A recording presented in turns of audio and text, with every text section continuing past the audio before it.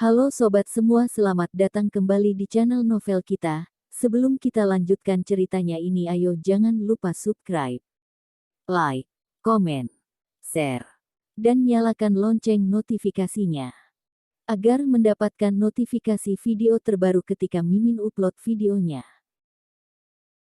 Dr. Stranger Thomas Kin, Bab 18 Tuan Muda Jin.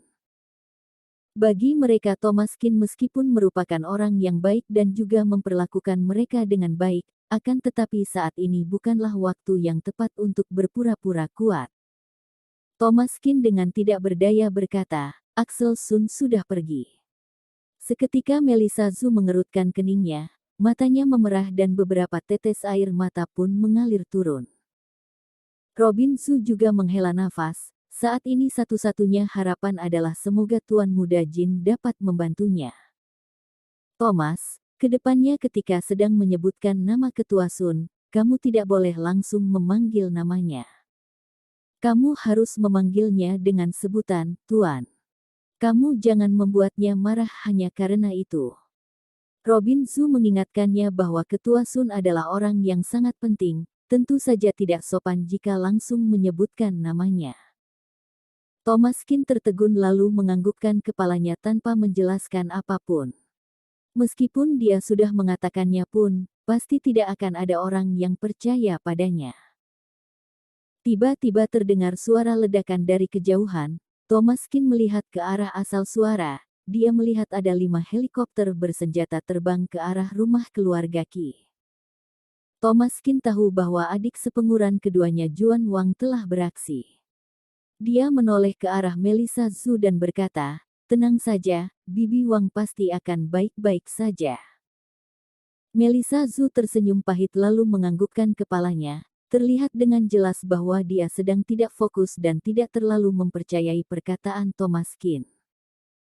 Di saat yang bersamaan, Andi Jin sudah berdiri di depan pintu rumah keluarga Qi dalam waktu yang cukup panjang, tetapi tidak ada satu orang pun yang menjawabnya. Hal ini membuatnya sedikit panik. Pada awalnya Melissa Zhu tidak pernah menghiraukan cinta dia. Kali ini dengan tidak mudah dia meminta pertolongan kepada dia. Dia benar-benar berharap dia dapat menyelesaikannya dengan baik agar kesan baiknya dapat meningkat. Bisa saja Melissa Zhu terharu dan ingin menikah dengan dia. Andi Jin kembali menekan tombol bel. Tidak selang berapa lama, seorang pengurus rumah berjalan keluar. Tuan Muda Jin, Tuan Besar kami mengatakan bahwa kamu sebaiknya jangan ikut campur dalam masalah keluarga Zhu. Mohon Anda untuk kembali. Andi Jin mengerutkan keningnya, keluarga Zhu ini benar-benar tidak memberinya kesempatan. Setelah berpikir selama beberapa saat, Andi Jin mengeluarkan ponselnya dan menghubungi ayahnya, Elian Jin. Lalu dia menjelaskan secara singkat mengenai keadaan saat ini. Elian Jin adalah ketua regu dalam sebuah kelompok, tentu saja keluarga Zhu akan memberikan wajah kepada dia. Pada awalnya, Elian Jin tidak ingin mengurusinya, akan tetapi demi putranya, pada akhirnya dia pun mengiyakannya. Jika masalah ini berhasil diselesaikan dan Melissa Zhu dapat menikah dengan putranya, maka mereka tidak perlu bersusah payah lagi. Dalam waktu singkat, Elian Jin menghubungi keluarga Qi. Kepala keluarga Qi. Aku adalah Elian Jin. Aku mendengar bahwa kalian menangkap Lydia Wang. Kami keluarga Jin dan keluarga mereka memiliki perjanjian pernikahan. Tanpa menunggu Elian Jin selesai berbicara, Geri Qi langsung berteriak. Hei kamu. Aku peringatkan kamu untuk jangan ikut campur. Mereka sudah menghancurkan hidup cucuku. Aku dan keluarga Zhu sudah menjadi musuh, aku tidak akan memberikan wajah kepada siapapun. Termasuk kamu. Setelah selesai berbicara, Geri Qi langsung memutuskan panggilan. Dia menatap ke arah wanita paruh baya yang sedang dalam keadaan terikat di depannya. Geri Qi dengan ekspresi kejam mengambil tongkat besi dan dengan dingin berkata, Cucuku Lukas Qi saat ini sudah menjadi lumpuh, semua ini karena putrimu dan cecunguk dari keluarga Qin itu. Hari ini aku akan membalasnya kepada kamu, aku ingin kamu juga merasakan bagaimana rasanya kehilangan kaki dan tangan. Lydia Wang sangat ketakutan.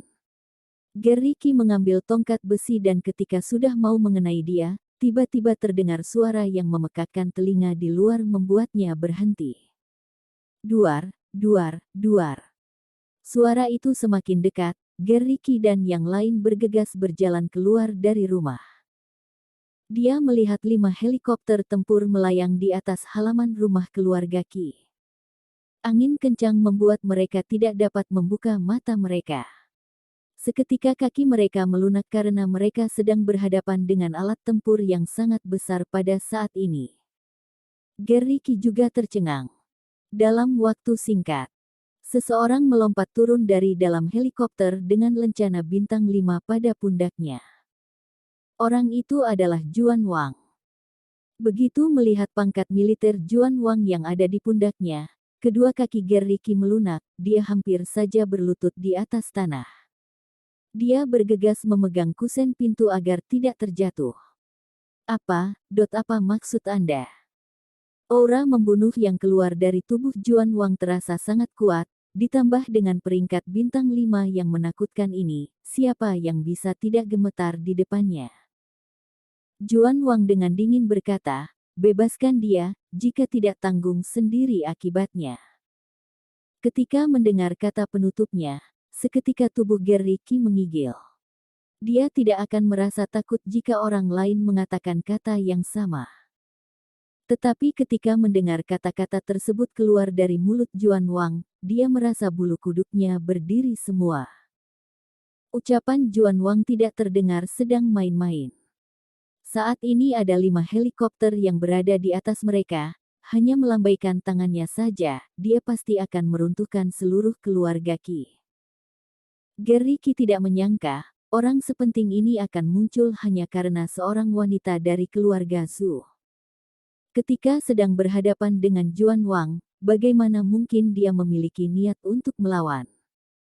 Dia bergegas menganggukkan kepalanya dan membebaskan wanita itu.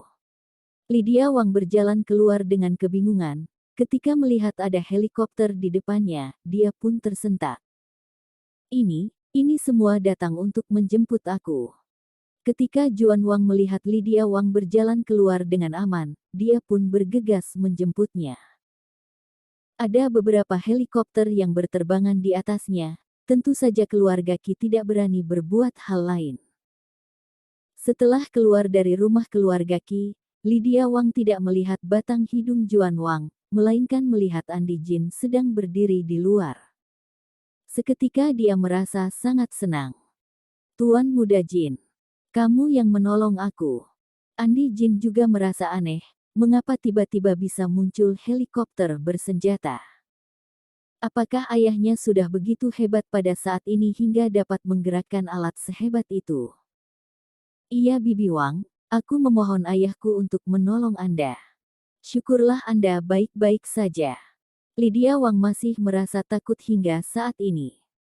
Tadi Geriki terlihat sangat murka, jika tidak ada yang menahannya, sepertinya dia benar-benar akan menjadi orang lumpuh.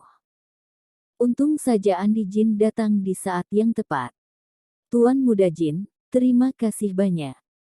Andi Jin tersenyum berkata, Bibi terlalu sungkan, kita ini satu keluarga, kita tidak perlu terlalu sungkan. Lydia Wang tersenyum, benar.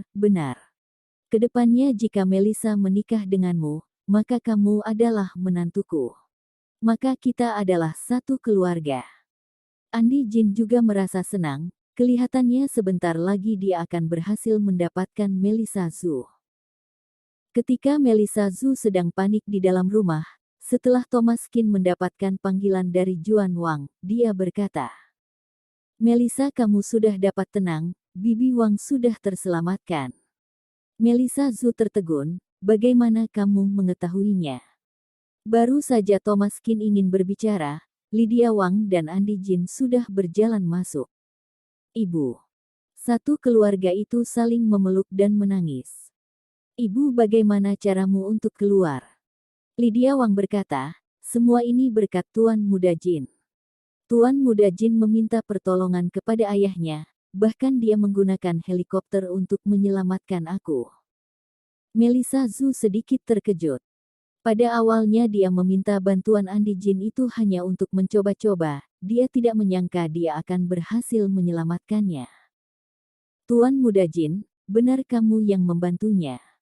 Lydia Wang mengerutkan keningnya berkata, bagaimana mungkin dia berbohong? Aku ini melihat dengan kedua mataku sendiri. Begitu keluar dari rumah keluarga Qi, aku langsung memasuki mobil Tuan Muda Jin. Kamu harus berterima kasih kepadanya dengan benar, apakah kamu mengerti? Andi Jin tersenyum tipis, Bibi berbicara terlalu sungkan. Kita ini satu keluarga, Bibi tidak perlu berbicara seperti itu. Masalah Melissa maka itu adalah urusan aku juga. Andi Jin berbicara dengan sangat bijaksana, tetapi dia juga dengan jelas mengakui bahwa dialah yang menyelamatkannya. Meskipun Andi Jin merasa ada yang salah karena ayahnya tidak memiliki hak sebesar itu. Namun, karena semua orang berpikir demikian, maka tidak ada ruginya juga jika dia mengakuinya. Bersambung. Titik.